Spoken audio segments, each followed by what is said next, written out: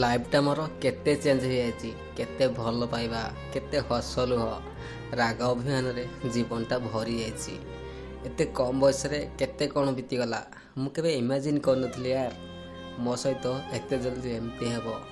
ତା'ର କେତେ ମିଛ ଭଲ ପାଇବା ଆଉ ପ୍ରତାରଣା ଥିଲା। ମୁଁ ତ ବିଶ୍ୱାସ କରିପାରୁନି। କେବେ ଭାବିନଥିଲି କି ମୋ ସହିତ ଏମିତି ଧୋକେବାଜ କରିବ। ତା'ଠାରୁ ଏ ଆଖିରେ କେତେ ସୁନ୍ଦର ସୁନ୍ଦର ଝିଅ ଥିଲେ, ହେଲେ ତାକୁ କ'ଣ ପାଇଁ ଭଲ ପାଉଥିଲି ଥରେ ସେ ଭାବିବାର ଥିଲା। ଧୋକେବାଜ ଝିଅ ସେ, ହେଲେ ମୁଁ ତ କେବେ ଧୋକେବାଜ କହିବିନି। ମୋର ବା କ'ଣ ଅଧିକାର ଅଛି ତା ଉପରେ।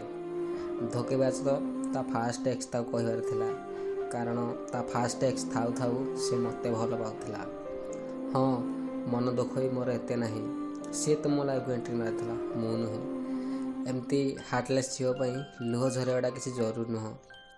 ଯାହା ସହ ରହୁଛି ଭଲରେ ରହୁ।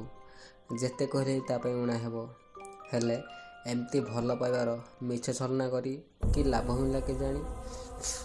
ଏ କଲରଫୁଲ୍ ଲାଇଫ୍କୁ ସେ ଫିକା କରି ଚାଲିଗଲା। I hate to love. ତା ପାଇଁ ଭଲ ପାଇବା ଉପରୁ ଭରସା ତୁଟିଗଲା।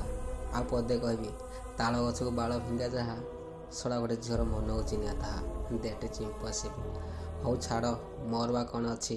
କାଲି ଭିଡ଼ିଓ ବନାଉଥିଲି, ଆଉ ଆଜି ବି କମ୍ ସେ କମ୍ ଫିଲିଙ୍ଗସ୍ ତ ଟିକେ ଆସିଯାଉଛି ଭିଡ଼ିଓ କ୍ରିଏଟ୍ କରିବା ପାଇଁ। ଆଇ ଥିଙ୍କ ଭିଡ଼ିଓଟି ଭଲ ଲାଗିଥିବ। ଯଦି ଭଲ ଲାଗିଥିଲା ଲାଇକ୍ ସେୟାର କମେଣ୍ଟ ଜରୁର କରିବେ। ଆମ ଚ୍ୟାନେଲକୁ ସବସ୍କ୍ରାଇବ୍ କରିଦିଅ। Thank you so much. Love you all. Bye.